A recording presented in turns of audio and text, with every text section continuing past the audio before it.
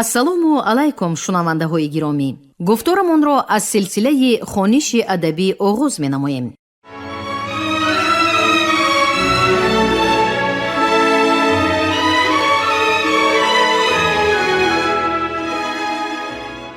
ба таваҷҷӯҳи шумо китоби якуми асосгузори сулҳу ваҳдати миллӣ, пешвои муаззами миллат, президенти ҷумҳурии Тоҷикистон муҳтарам Эмомалӣ Раҳмон забони миллат ҳастии миллат таҳти унвони ба сӯи пояндагӣ дар қироати корманди шоистаи Тоҷикистон Ализода Абдурашид Хуҷамқул.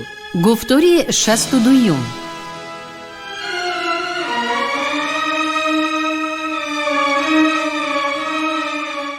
خصوصیت دیگری اثر در آن ظاهر می گردد که راجع به دوران سلطنت هر یک سلاله معلومات دارای خاراکتری سیاسی، اجتماعی، تاریخی و فرهنگی فراهم آمده مخصوصیت اثرهای به زبان تاجیکی تالیف گردیده هر دور توضیح می گردند.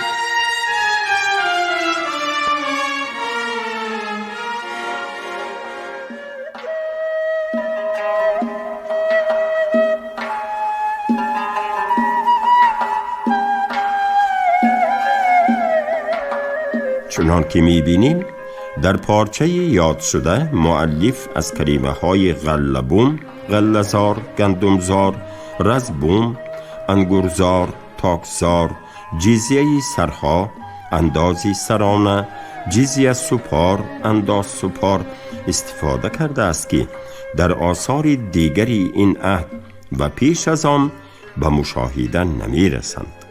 کتاب دیگری که در این عهد با زبان شیرین و بیان رنگین به زبان فارسی تعریف گردیده است مجمل التواریخ و القصص است که متاسفانه نام مؤلف آن معلوم نیست. در این کتاب اساساً قصه و افسانه های تاریخی نقل شده اند که بعضی از آنها به واقعیت نزدیکی دارند. پارچه از مجمل التواریخ و القصص.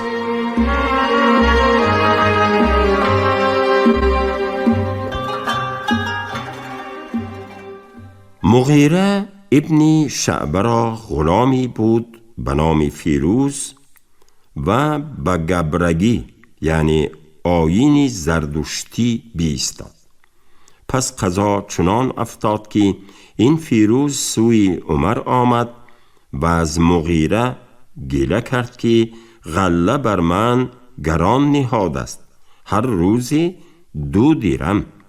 عمر گفت چی کار دانی کردن؟ گفت دریدگری دانم و آهنگری و نقش کردن. گفتا 2 درم به این چندین صناعت هنرها بس نباشد. پس عمر گفت شنیدم که آسیا کردن دانی که برباد بگردد. گفت دانم و تو را آسیایی کنم که همه مشرق و مغرب آن را حدیث کنند. و برفت.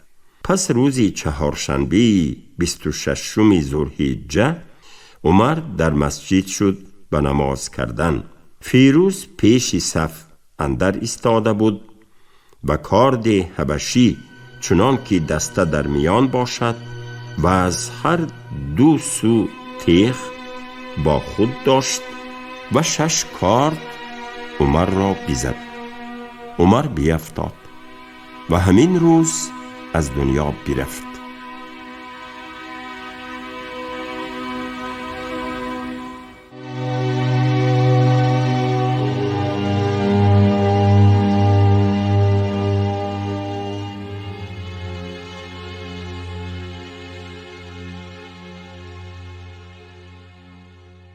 ترجمه و تلخیص تاریخ بخارای ابوبکر نرشخی نیز محصول همین دور است. اصل این کتاب به عربی بوده. نرشخی آن را در روزگار دولتداری امیر سامانی نوح ابن نصر 943 954 تالیف کرده و همین امیر سامانی تقدیم نموده است. ابو نصر احمد ابن محمد ابن نصر قوباوی این کتاب را تقریباً بعد از 100 سال در سال 1129 با خواهش دوستانش به تاجیکی برگردان کرد و محمد ابن زوفر این ترجمه را سال 1175 با بیان فصیح خود تلخیص نمود. در این کتاب درباره تاریخ بخارا از زمان قدیم تا روزگار نوح ابن نصر سامانی معلومات جالب گرد آورده شده است.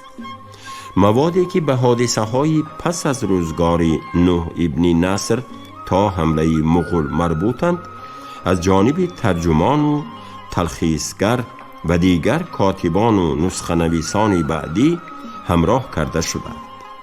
زبان ترجمه و تلخیص کتاب ساده و روان است. برای آشنایی با شیوه ترجمه و تلخیص آن پارچه ای را در خصوص ابتدای فتح بخارا به دست عربها منظور می نماییم.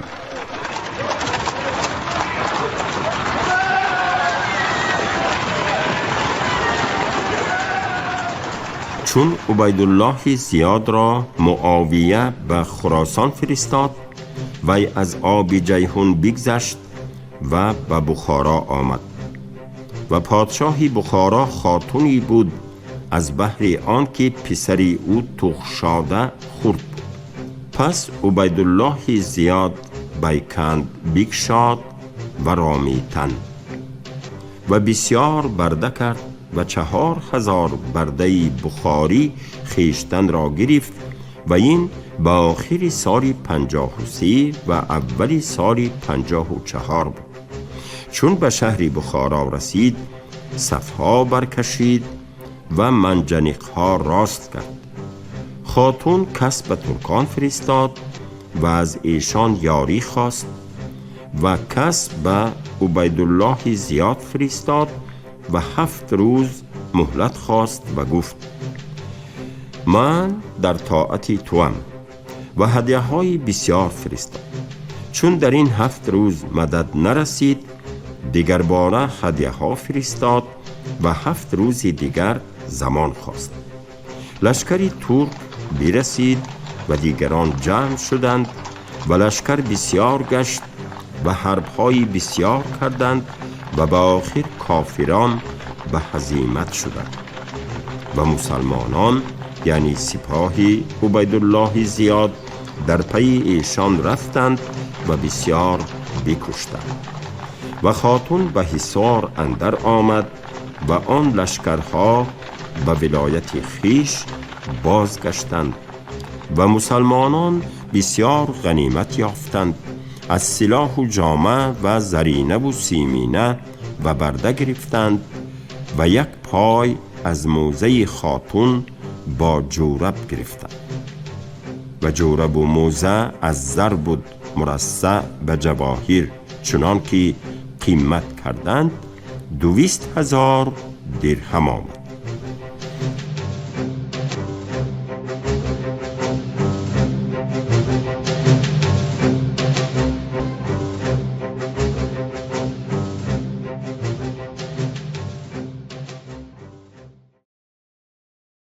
ذکر این مطلب هم مهم است که مواد و معلومات ارزشمند تاریخی در بابت زبان تاجیکی فارسی از جمله در بخارا در آغاز گسترش اسلام به این زبان خواندن قرآن، سروده های اهل بخارا بر کشتن سیاووش و آیید به عشق خاتون بخارا با سرکرده عرب در گنجینه این کتاب محفوظ است و این همه دلیل گویای ردناپذیر بر مهد تشکل زبانی دری بودنی این مرز و بوم است.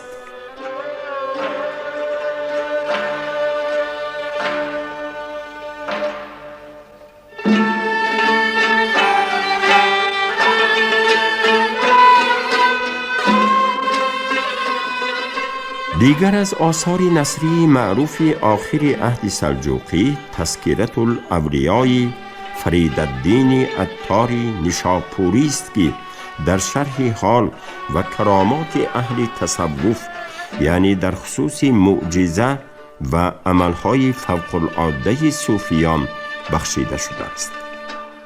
زبان تعریف اثر اندک پیچیده ولی در عین زمان جذاب و جالب است. برای شناسایی با سبک نگارش اثر پارچه‌ای را از آن درباره منصور حلاج منظور می نماییم.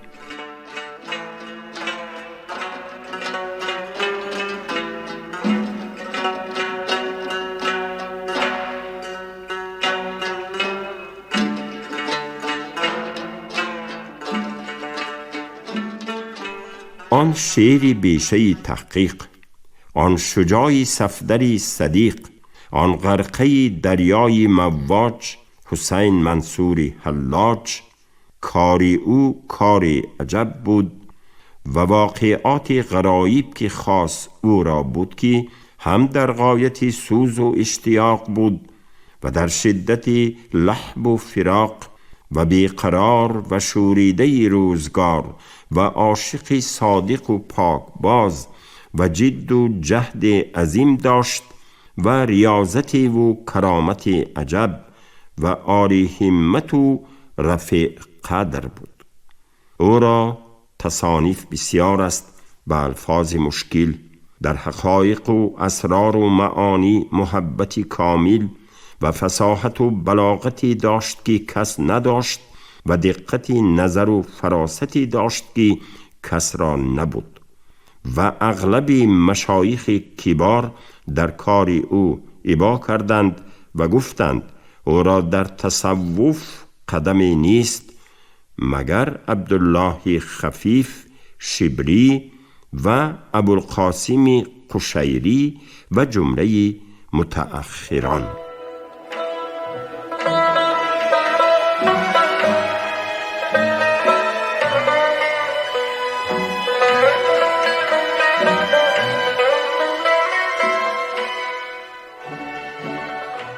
در عهد سلجوقی همچنین چندین اثرهای تاریخی به زبان تاجیکی تألیف گردیدند، ولی بیشتری این تاریخنامه ها به ذکر خاندان سلجوقیان بخشیده شده اند و از مبالغه و افزونگویی ها خالی نیستند. در بین این تاریخنامه ها سلجوقنامه ظهیرالدین نیشاپوری که پیشتر از سال 1186 تألیف شده است مقام خاص دارد. مؤلف این کتاب معلم یکی از پادشاهان سلجوقیان عراق ارسلان ابن طغرل 1161-1177 بوده. کتاب خود را در روزگار دولتداری طغرل ابن ارسلان 1177-1194 تألیف کرد. در این کتاب از آغاز به سر قدرت آمدن سلجوقیان تا زمان سلطنت طغرل ابن ارسلان معلومات تاریخی موجود است.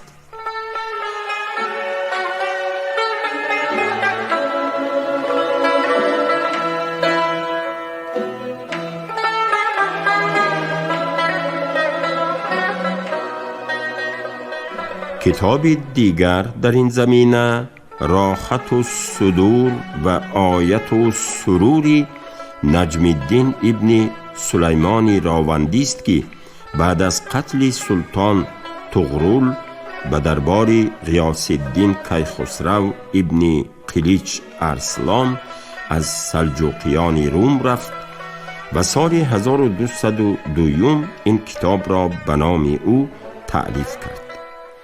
مطالب اساسی تاریخی این کتاب بیشتر در زمینه سلجوقنامه ظهیرالدین نیشاپوری بیان گردیده است، ولی این کتاب نقل و روایت‌های شیرین و رنگین زیاد دارد و زبان نگارش آن ساده و روان و دور از پیچیدگی هاست، چنان که از پارچه زیر به مشاهده می رسد.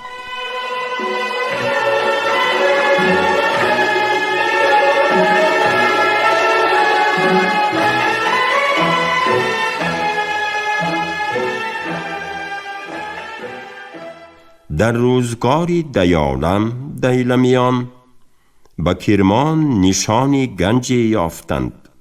پادشاه را حاضر کردند. صندوقی بود، برگشودند.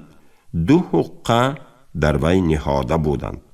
2 دانه جو در او. برسنجیدند، هر یک مسقالی بود. پادشاه را عجب آمد، گفت این چه حالت تواند بود؟ مرد پیر را طلب کنید که از او پیرتر نباشد تا این حال از او بپرسیم. و همه ولایت طلب کردند. پیری را بریافتند، پوشت 2 تا شده و سر بر زمین نهاده. او را گفتند ای بابا، حالی چنین ظاهر شده است، هیچ دانی که این چی شاید بود؟ پیر جواب داد که من ندانم، از پدرم باید پرسید، باشد که داند. گفتند تو را پدر هست؟ گفت به فلان محلت کهل، مردی میان سال 2 موی، یعنی آن که مویش سیاه و سفید است، فلان نام پدری من است. چو او را بیافتند گفتند تو در فلان محلت پسری داری؟ حال از وی پرسیدند. گفت من ندانم، ممکن که پدرم داند. گفتند تو پدر داری؟ گفت در فلان محلت پدری دارم، مرد جوان. هر 3 را پیش پادشاه حاضر کردند. ملک فرمود که این حالت از او عجیب تر است که پیر پسری کهل است و کهل پسری جوان. از ایشان پرسید که حال خود گویند. جوان گفت پادشاه را زندگانی باد، این حال از زنان افتاده است. مرا زنی نیک است، نگذارد که رنج به خاطری من رسد و اگر در روز 1000 کارش فرمایم روی ترش نکند. لاجرم چنین تازه ماندم. و پسری من زنی دارد که به بعضی احوال با وی سازد و به بعضی نسازد. لاجرم نیمه پیر شده است. و پسرم زنی سلیطه حکمگزار دارد که به هیچ حال نسازد و فرمان نبرد. از این سبب عاجز و پیر شده است. پادشاه گفت از حال جو خبر داری؟ گفت دارم. در فلان روزگار پادشاه عادل بود. به عهد وی یکی زمین به دیگری فروخت. مشتری خریدار گنج در وی بیافت. داوری به نزد پادشاه بردند. مشتری گفت من زمین خریدم، گنج نخریدم، بفرما تا گنج باز ستاند. بایع فروشنده گفت من زمین با گنج فروختم، آنی من نیست، باز نستانم.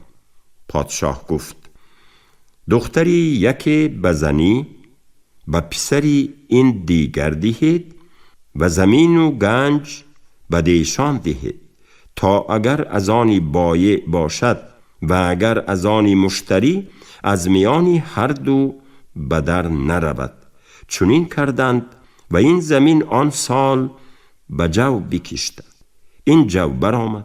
پادشاه فرمود که در جهان ببرید و بنهید تا بعد از ما بدانند که اثر عدل و همت پادشاه چگونه اثر کند.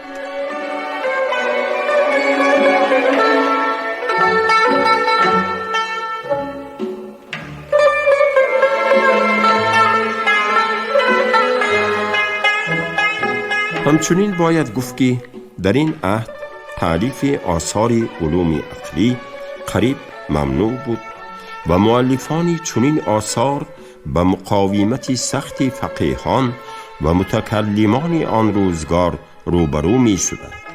محمد غزالی که از شخصیت‌های دینی و مذهبی و متکلمان معروف دور به شمار می رفت، در آثار خود مانند تحافت الفلاسفه و مقاصد الفلاسفه به باطل کردن عقیده و افکار حکیمان و دانشمندان علوم عقلی و فنون دقیق کمر بست. کار تا جایی رسید که غزالی در تألیفات خود از ریاضیات تنها آن بخش را که برای حساب کردن میراث ضرور بود اعتراف می کرد و از منطق تا آن حد را جایز می دانست که برای دلیل آری کلامی به آن نیاز باشد. باقی همه را نشانی گمراهی می شمرد. تدریجاً چنین طرز تفکر و اندیشه در بین ادیبان و شاعران نیز ریشه دواند و گسترش پیدا کرد. این واقعیت از بیت زیرین سنایی غزنوی به نظر می رسد.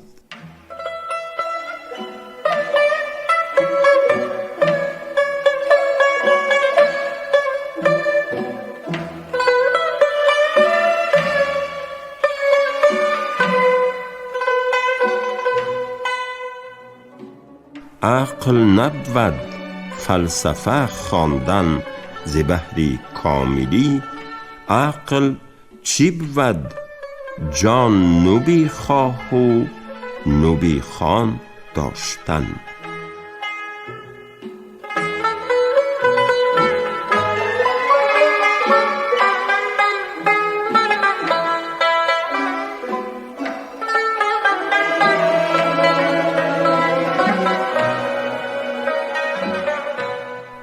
ولی برغم این همه تعصب و کوته نظری، شخصیت‌های برجسته مثل عمر خیام، ابوالعباس لوکری، شهاب الدین سهروردی، فخرالدین رازی و دیگران به میدان آمدند و در زمینه علوم عقلی از جمله ریاضیات، هیئت و فلسفه اثرهای پرارزش ایجاد کردند.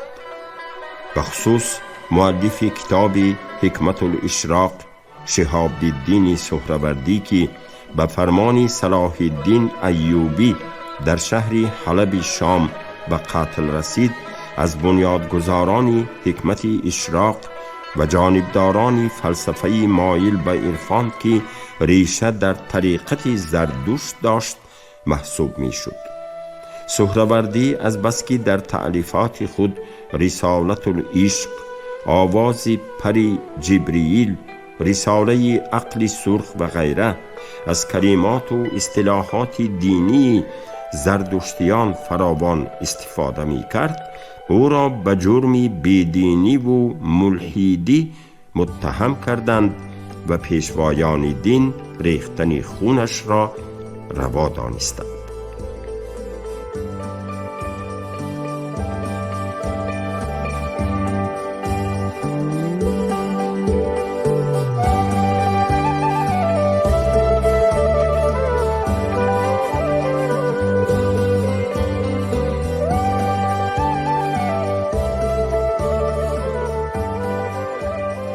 فخرالدین رازی که با نام امام المشککین مشهور است، همچنین از حکیمان معروف این عهد به شمار می رود. شرح اشارات ابو علی سینا مهمترین اثر فلسفی او شناخته شده است.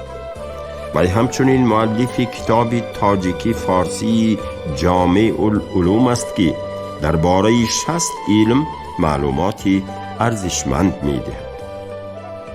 در این عهد چندین کتاب‌های لغت نیز تعریف گردیدند که در آنها کلمه‌های عربی به فارسی ترجمه و تفسیر کرده شدند. مهمترین این اثرها به شرح زیرند: دستور اللغت بدیع الزمان نتنزی، قانون الادب حبیش تفلیسی و کتاب المصادر ابو عبدالله زوزنی. در همین دوره در علم بلاغت و سخنوری محمد ابن عمر رادیانی ترجمان البلاغه را نوشت که از نخستین آثار تاجیکی فارسی در این رشته علم است و بعداً رشید وطوات در تعریف حدایق السحر از آن استفاده کرده است.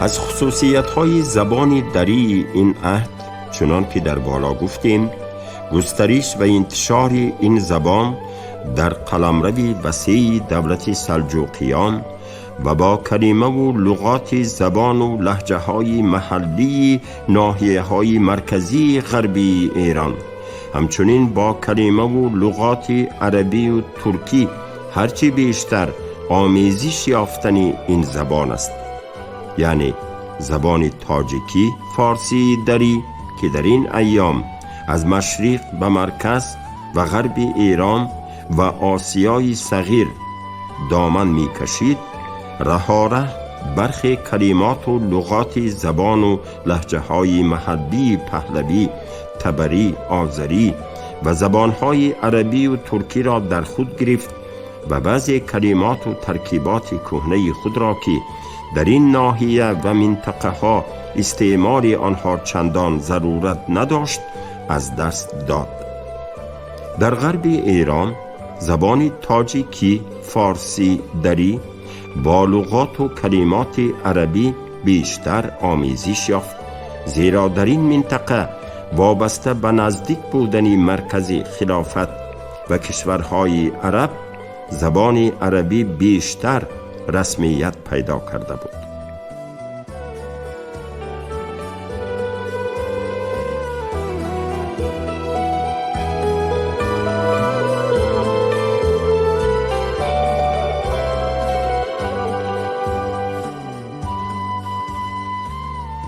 در برابر این فتوای متکلمان نظیر محمد غزالی در بابت اعلان منع علوم عقلی و سیاست روز تبدیل یافت و ضربه جانکاهی بر رشد زبان علم و تحول اصطلاحات علمی تاجیکی فارسی در عهد سلجوقی گردید. بر اثر چنین سیاست در مدرسه و مکتب‌ها اکثراً تعلیم علوم دینی براهمانده شد و این اقدام در نوبت خود به کاربرد فراوان اصطلاحات عربی راه باز نمود. گذشته از این تأثیر پذیری زبان تاجیکی از عربی در این دوره تنها با ورود لغات و اصطلاحات عربی انجام نمی پذیرد. در این عهد قاعده های صرف و نحو عربی هم تا اندازه به صرف و نحو تاجیکی تأثیر منفی خود را گذاشتند و در بعضی موردها تا جای زبان ما را به زیر تابعیت زبان عربی کشید. در این عهد و یا چندی پیشتر از آن قوم و قبیله های گوناگون ترک از قبیل ترکان غوز، قیپچاق، قرلوق، چیگل، یغما، قراختایی، ترکمن و غیره که از دشت‌های آلتای و ساحل‌های ینیسی به هفت‌رود نزدیک آمده بودند، تدریجاً به ماوراء النهر و شمال خراسان کوچ بستند و از این مناطق به ناحیه‌های مرکزی و غربی ایران زمین آمده در این ناحیه‌ها سکونت دائمی اختیار کردند و از کشمکش‌های داخلی مردم محلی استفاده برده در اکثر منطقه ها قدرت سیاسی را به دست گرفتند.